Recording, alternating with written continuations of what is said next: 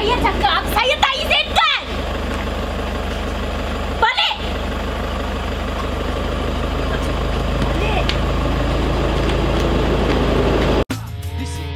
Single set, kita tahu semua. Set yang tahu kau di hati, tetap melekat. Let's go! Single set.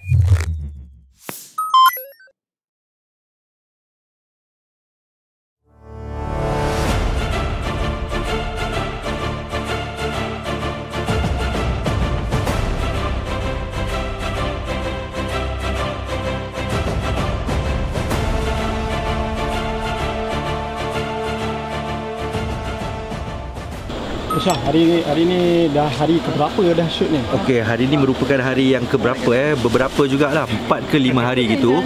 Dan sekarang ni kami berada di luar kampung di Hulu Langat dan cuacanya alhamdulillah tak adalah panas sangat dan I love my job.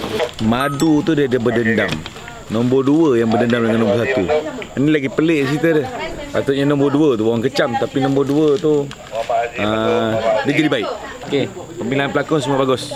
Ngam. Saksikan. Mama buat apa kat sini, Mama? Kenapa datang hari ni? Panas. Korang kena tengok tau drama ni. Cerita dia ada banyak nangis tak? Drama mana dia tak nangis? Betul tak?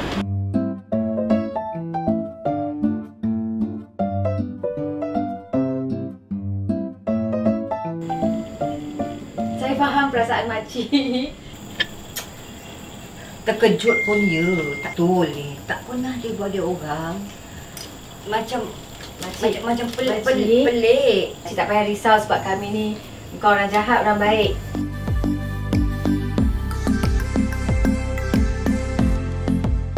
Tunggu dia.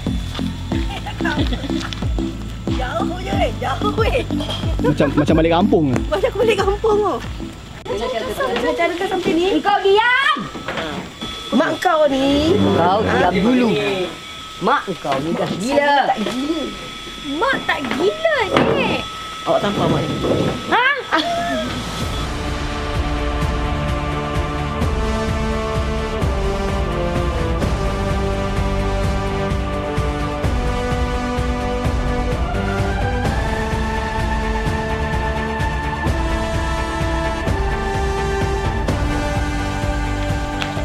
Ya Allah, Mak!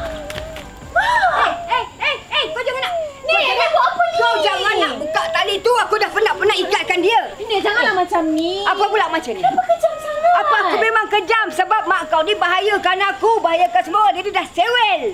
Ni, tolonglah lepaskan ni. Tolong. Okey, nampak? Mak kau ni kat tidur. Pasal baru dia cakap, saya tak izinkan makan. Jangan saya tak izinkan.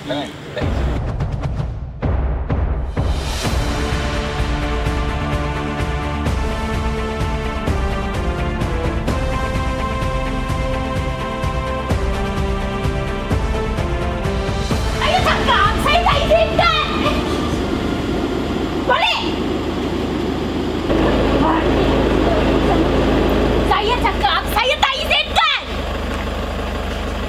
Balik!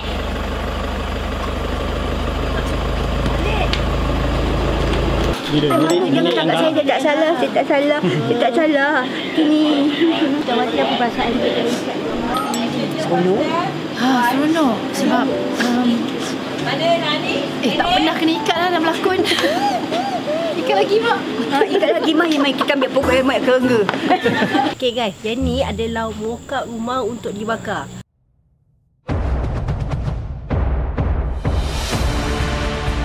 Nampak? Dah ada tongges dah ready. Cat-cat semua dia. Ni dah dia. Rumah dia. Sebelah ni rumah betul. Ini rumah muka. Kereta bos. Kena main lagu bos. Watak saya ni sebenarnya, saya ni adalah orang suruhan, Hanum. Tapi yang paling jahat sebenarnya adalah saya lah. Kerana nanti di ujung-ujung episod ni ada twist. Nak tahu apa twistnya? Kena tengoklah sampai episod 50.